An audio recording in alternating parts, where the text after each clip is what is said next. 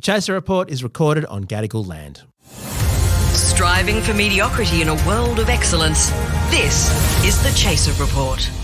Hello and welcome to the Chaser Report with Dom and Charles. Hello, Charles. I've got some breaking news here. It's a bit scary, dear. But as a public service, we do need to address it, which is that there is high-dose MDMA circulating in Sydney. Really? Right? The police have just issued a warning saying for people to watch out because there are pills that have a particularly high dose of MDMA circulating amongst, party goers and pill poppers in Sydney. Charles, as you know, I'm not really an expert on this stuff. Does this mean that they've actually detected like ecstasy pills or something that actually have an active ingredient in them? Yeah. That's right. Extraordinary. That's never happened before. Yeah, so what the police are advising is if anyone knows where these high-dose MDMA pills are, especially as we're coming up to Christmas season, holiday, festive season, please contact the Chaser Report. Right. Podcast at chaser.com.au or my personal mobile 0419 282 188 and please, let me know and I'll pass on that information to the appropriate authorities. I'm taking this very seriously, Dom, because this is an important public health emergency. You don't want to, if you come across these drugs, you need to get rid of them. And to do that, obviously you probably won't want to go to the police directly yourself. You don't want to be implicated in a crime. I am very happy to be the intermediary in that, in that terribly and serious and very, very dangerous activity that. More of this potentially illegal episode of the Chaser Report after this. So, Charles, people generally, there's a Crime Stoppers phone line people can call. If certainly in New South Wales, the police have, it's probably a national thing as well. But do you think that's not the right way to go? You never know, whether calling Crime Stoppers is then going to lead for you to be implicated. Because, right. What have you found? They say it's all very anonymous and everything like that, but how do you really know? It's the police, right? Like, you don't know. What you want is you want someone who you trust to take those drugs off you and to make sure that they get disposed of in an appropriate fashion. And people should trust you. Why? Because, Dom, it's very serious and very scary and you shouldn't think too much about it. What you should be doing is acting because this is an emergency. The police have already said this is an emergency. This is something that everyone's got to be aware of and that's why it's important that you call me. Charles, one of the things I admire about you is that there's absolutely no chance that you are, actively engaged in criminal activities. You're not a drug dealer. You're not a fraudster. Like, I know quite a lot about your lifestyle, right? And there is just no evidence. There's absolutely no... You know how when people get a bit sus and there's like a new shiny car or something and you sort of wonder what's going on and sort of splashing the cash around a bit and, suddenly they're getting the bill at dinner and all. That's just not you. Like, it's not that you're not generous. You're very generous, but only with what you have or have on credit or whatever it might be. Like, you're not – there's no – I would be so astonished.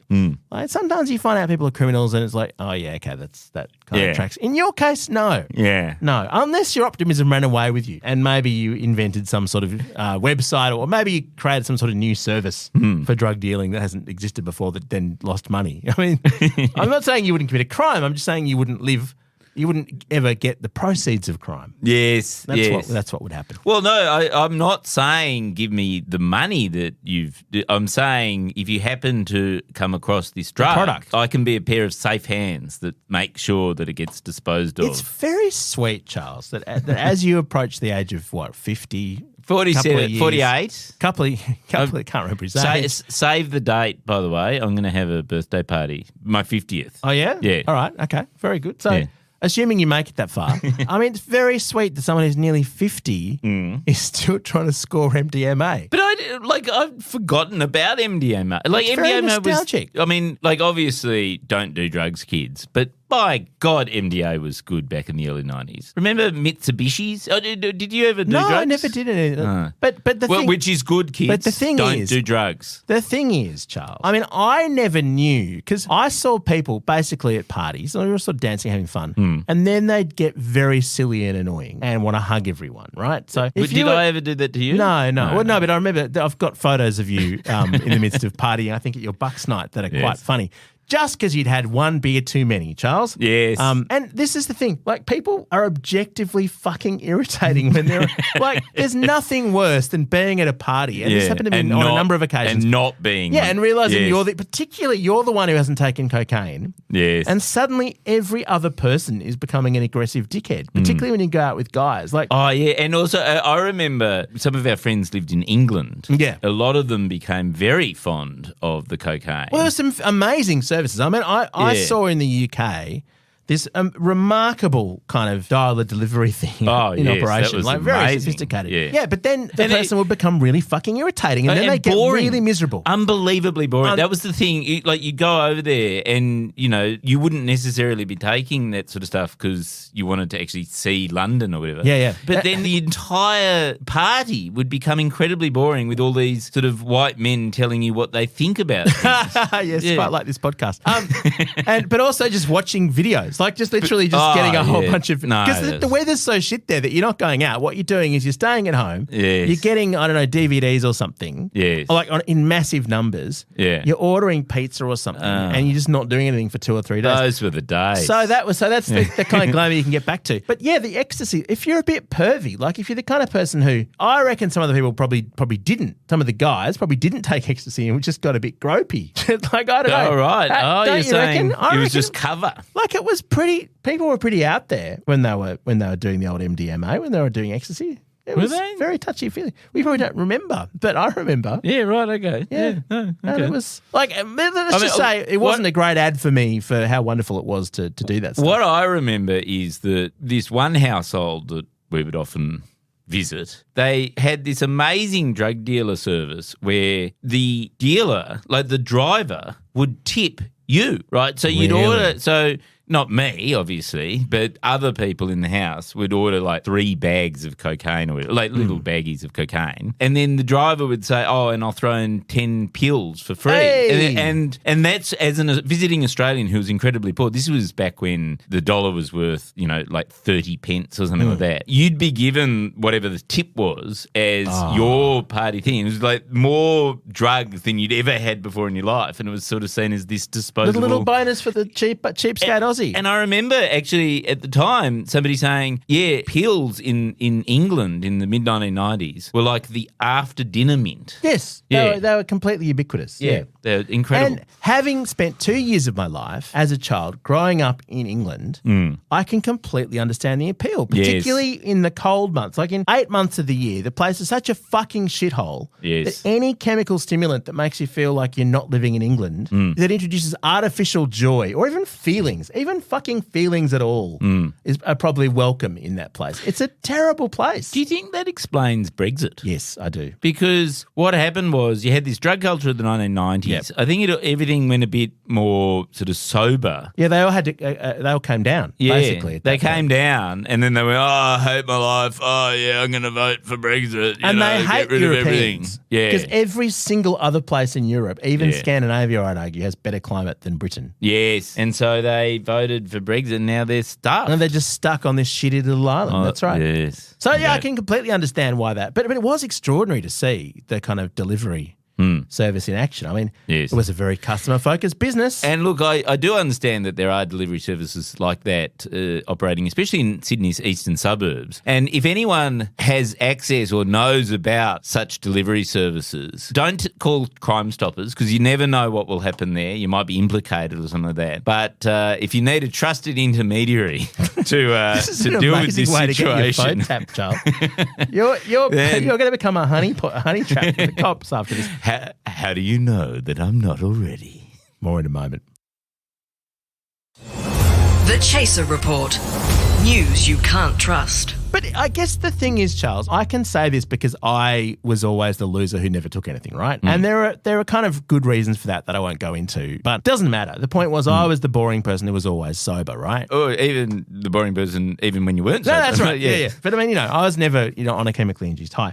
And the thing is, I have very clear eyes about one thing, which is that a lot of people took a lot of things, an awful lot of things, and were fine. And this is something that is never said in our society. It's a complete taboo to say this. Yes. But we're at a point now where we actually know, and I don't want to implicate anyone who's involved in politics or whatever, but there are people who are in Parliament passing drug laws who broke the law a lot. Everyone knows this. Yes. There are some prominent examples who aren't in politics anymore who I don't know personally, but we have the most hypocritical society when it comes to drugs imaginable. Like when there are all these people going on about pill testing, like for fuck's sake, you probably took pills and the one thing that would have been sensible for you to do when you were taking them is to fucking test them. Yes. It's not complicated. Yes. If you want to take the risk of taking the thing, take the thing, but don't have some bullshit cut, adulterated whatever that is far more likely to potentially kill you. So, I can say without anyone accusing me of, wanting to take drugs myself, that our whole attitude to this thing is fucking ridiculous. And if you do need a pill tested, and you don't want to go to the police or any authorities, so give me a call. I can certainly help you with testing those drugs to see whether they are fatal or not. So, Charles, are you aware that you don't need to do any of this anymore? That actually this whole mode of operation in the place where we live here in Sydney is just so easily solved. Like this whole dynamic doesn't, because there is a place, Charles.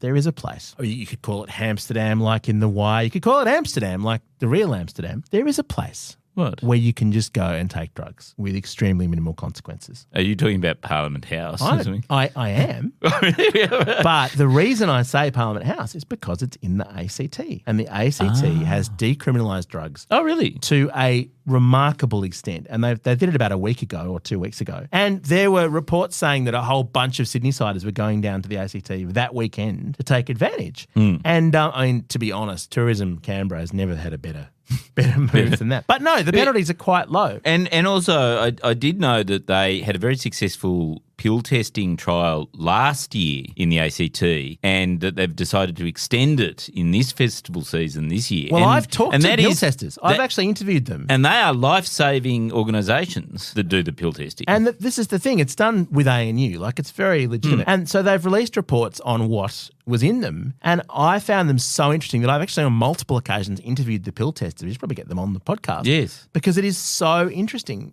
how shitty they are. And this is my point. Do the pill testers know where to get the... People drop them off. People actually just sort of donate them. Yeah, right. Because they think they're probably dodgy. Yeah. Well, so that's the whole point is you go and get them to test one of the batch and, and they'll tell you what's in it, yeah. So you should probably be a pill tester is what I'm saying, although you're supposed to do it in the lab, Charles. I don't think they use human testers. They use chemical formulas. So just to clarify what's going on, I'm just reading this off the ABC News website. Substances like cocaine and heroin and meth are still illegal, but if you're caught with them, you'll be cautioned, fined, or referred to a counselling program. And this is a small amount, right? They're viewing it as a health issue. So they're not letting you take it, but the consequences are very minimal, basically. Which is true of privileged white middle-class people anyway. Who just take them and never get caught. Never, like no one I know, maybe one person has ever been busted for taking the drugs that people used to take when they were young. But it's been used to